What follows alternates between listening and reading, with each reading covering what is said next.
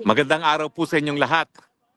Ang pinakamalaking balita po ngayon ay di umano, nahuli daw po itong si Zaldico dyan po sa Czech Republic. Well, kailangan naman po ngayon pag-usapan natin ano bang katotohanan at ano bang mga fake news. Una siguro sa katotohanan ay si Zaldico ang kaisa-isahang testigo na nagsasabi na ang korupsyon ay nagmumula mismo sa presidente.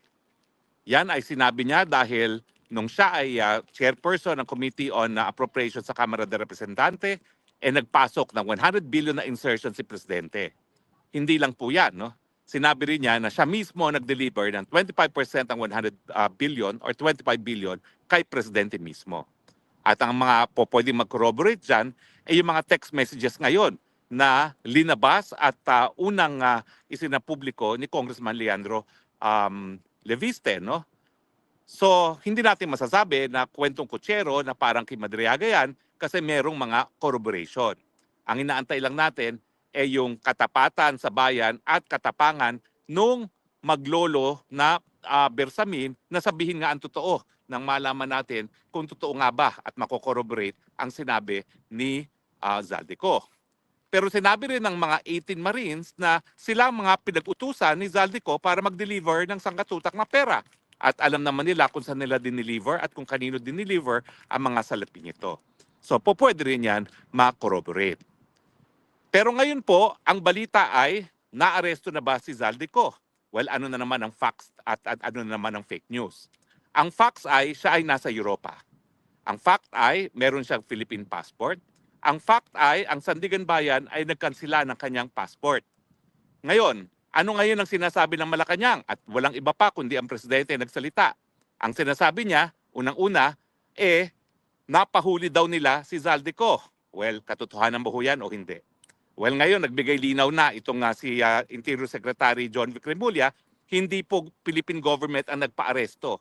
Di umano, si Zaldico ay pumasok ng walang dokumento ng Czech Republic galing ng Germany. Ibig sabihin, ang fact na alam natin ay yung Sandigan Bayan ay pinakasila kanyang passport.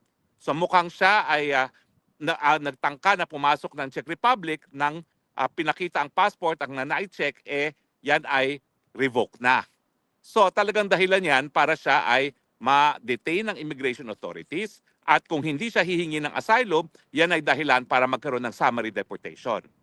Pero fact, ano ba ang proseso sa Czech Republic? Ito po ay pinag-aralan ko na. Ang proseso po dyan, bagamat po pwedeng ma-detain siya hanggang isang taon dyan, no? Pero at the average 90 days bago siya ma-deport, ang katotohanan ay sa unang 7 araw ng pagkakadetain niya sa kanya, kinakailangan sabihin ng Czech authorities kay Zaldico na po pwede siyang humingi ng asylum. Obligasyon po yan ng Czech authorities na kapag minahuli sila na illegal entrant o yung pumapasok na walang visa, walang passport, na kapag siya ay nadetina, sasabihan na may karapatan siyang humingi ng asylum. Nung una po kasi, ako'y nagdarasal na kahit papano, alam ni Zaldico kung ano yung asylum. Nakampante po ako nung aking sa pag-aaral, nalaman ko, obligasyon ng mga otoridad sa Czech Republic na sabihan siya tungkol doon sa karapatan na kumuha ng asylum. Ang mangyayari lang po dyan, habang siya ay pinaprocess sa asylum, ng kanyang asylum, siya ay mag-i-stay sa isang asylum center. Pero hindi po yung pagkakakulong. Para po yung asylum center na tinuluyan ko rin sa Netherlands, habang kinukuha ang aking mga biometrics, ine-examine ako ng medical na mga doktor dahil mahirap nga po kung ikay lalabas pa ng kampo. Dahil yung pila sunod-sunod, ang gusto nila, nandun na yung aplikante para madali lang makausap. So dahil may obligasyon po ang Czech Republic na sabihan siya na meron siyang karapatan mag-asylum, tingin ko ba siya ay kukuha ng asylum? Well, sa tingin ko po, alam ni Zaldico na dahil siya ay ngayon ang kaisa-isang testigo na po pwede makorroborate ng mag-lolo na Bersamin na ang korupsyon ay nanggaling mismo sa ulo kay Marcos Jr. mismo, talagang alam niya na may banta sa buhay niya. Ang banta sa kanya hindi lang sa pagkakakulong, gaya ng banta sa akin dahil sila nagtanim kaso ng non-bailable case. Ang banta sa kanya, patuloy na siyang patatahimikin, gugurgurin, papatayin. At yan po ay napakalakas na basihan para magkaroon ng asylum. Ang tanong ko lang is gaya ng nangyari sa akin, saan ba nag-issue ang kanyang visa sa Shenzhen? Dahil bagamat pwede siyang humingi ng asylum sa Czech Republic, kung hindi naman Czech Republic ang nag-issue ng kanyang visa, papupuntahin pa rin siya doon sa lugar na nag-issue ng kanyang visa. Pero sa akin, walang kaduda-duda. Yung pagiging whistleblower niya, yung pagsabi niya na Marcos Sr. mismo ang arkitekto ng korupsyon dito sa flood control at sa DPWH, yan po ay enough reason para siya ay talagang patayin ng mga puwersa na nais siyang patahimikin. Kaya nga po ngayon, pinag-uusapan ng lahat itong si Zaldico. Bakit?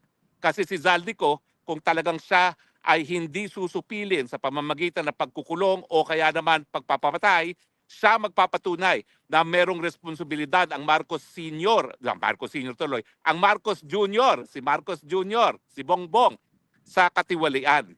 At wala pong ganyang testigo siguro maski sa sarili niyang ama, si Marcos Sr.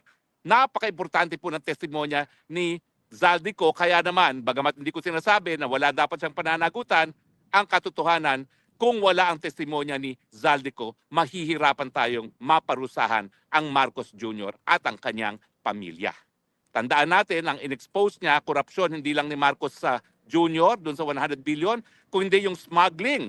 Smuggling pati sa pagkain na ginagawa ng First Lady Di Umano at ng kapatid ni First Lady Di Umano. So Zaldico, kung nasan ka man, karapatan mong humingi ng asylum. Sasabihan kanila na may karapatan kang humingi ng asylum, humingi ka lang. Dahil malinaw na malinaw, gaya ng sikat ng araw, na meron kang karapatan, meron kang well-founded fear na pwede kang gurgurin, patayin, dahil ikaw lang ang magiging susi para mapanagot ang presidente at ang kanyang pamilya sa kanilang katiwalian. Stay safe. Maraming salamat po sa inyong patuloy na pagtangkilik. Ito po inyong Spokes ng Bayan, reporting live from Ackersee, Austria, na napakagandang lugar, saying, I love you, Philippines. You're the only country that I have. You're the only country that I will love. God bless the Philippines from beautiful Ackersee. At ito po ang tanawin ng Ackersee.